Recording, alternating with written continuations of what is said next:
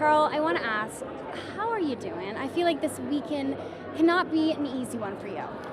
Yeah, it's been, I mean, I'm like kind of getting chills a little bit just talking about it. It's been a very emotional couple months, but I had to remind myself I am really honored to be a part of Bravo. Like, I'm very lucky. I've been able to evolve and grow and show so many parts of my life, and to come back to an event like this with so many fans, the cast, I mean, it's just incredible to be a part of this network. And I wanted to come out here and try to move forward and rip the Band-Aid off in a way publicly. I haven't spoken at all really because of not only the pain, but trying to process privately and work through and understand some of the nuances of what went down. You know, this has been harder than literally my brother passing away. I'm not kidding. It's because of the emotional side, and then also what the fallout has been for 2 months. You know, I'm just optimistic that people will see this season. It's going to be painful, but they're going to understand how a decision or a conversation would come to that, where I felt like I needed to say to Lindsay, I'm not sure this is right now. Because I feel like a lot of fans, me including, we just don't know what happened. Yeah. So what do you want fans to know? I mean, I didn't cheat. I did not have an affair. I did not call producers to set the cameras up. I do not make those decisions. I try to show up for Lindsay every day of our relationship and love her and support her. I don't take sanctity of an engagement or a marriage lightly whatsoever, but we've been working on our relationship. We had been in couples therapy since November of 2022. You know, we've had core foundational things that needed to be worked on, different attachment styles, different traumas. And I think when you go through those things and you are in the summer like we started out the summer in conflict. We started the second weekend in conflict. So I think people were going to pick up on some of these ruptures that were happening before the summer. Right. And yeah, I think it just shows the gravity of the situation. When calling off a wedding is one of the hardest things you ever would have to do. Yeah. And I did not walk into that room saying, I'm done here. I walked in because I felt like I needed to share, in this moment, I don't know if this feels right. And that's a very emotional, difficult thing to say to someone you love and care about. And it's intense, it's a lot. But I'm telling you, 3 days prior to that conversation, I had slept in the guest bedroom. We had fought the day we wrapped. There was tension, and yeah, it's honestly, I've cried. I know she's had a hard time with it. Well, she's really saying that she was blindsided.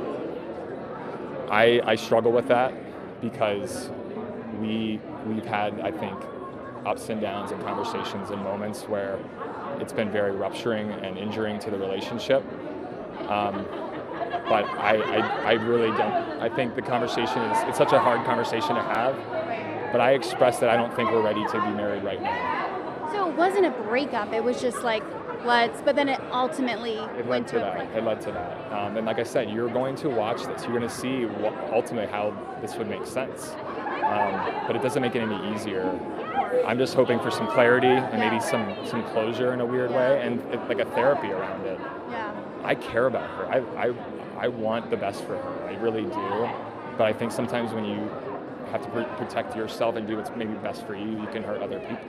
I get that. Yeah, go ahead, sorry. No, is there a world where you see, like, maybe you guys get back together? Because you came into that room not a breakup, so, like, is there a world that, you know? I don't believe so, no. I ultimately do, I do firmly believe that we will have a healthier, happier future in different directions.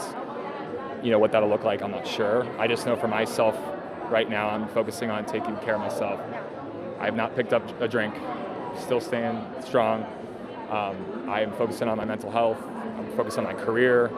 Got some exciting things. That's how I'm going to move forward, is to focus on what I'm passionate about, take care of myself. I'm not looking to date right away at all. I'm not even close to that notion. So yeah, it's one day at a time, but I'm embracing this new opportunity that I have. A new chapter in your life. I do want to ask, we talked to Captain Lee earlier, and he said that he thought Kyle was a big reason the two of you guys just did not work out. What is your reaction to that?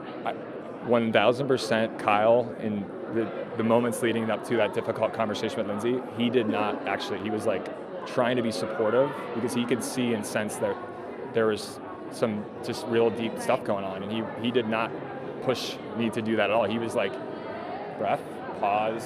Yeah. Him and I really came together this summer back as friends, and I really appreciated his support. Yeah.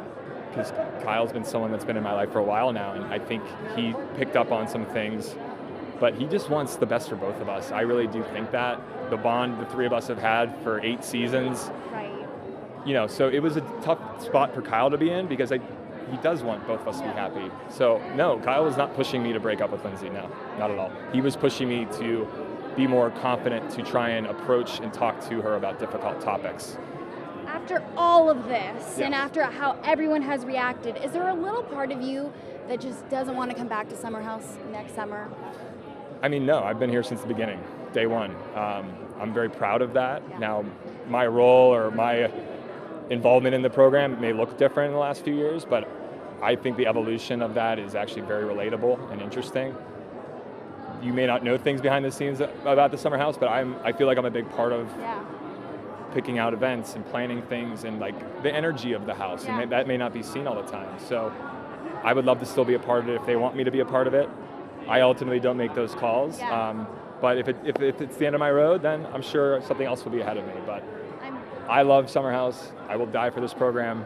I mean, I'm hoping we'll see what happens in the future. I'm optimistic, but you never know. We'll end on that, on a happier note, Thank because you. that was great.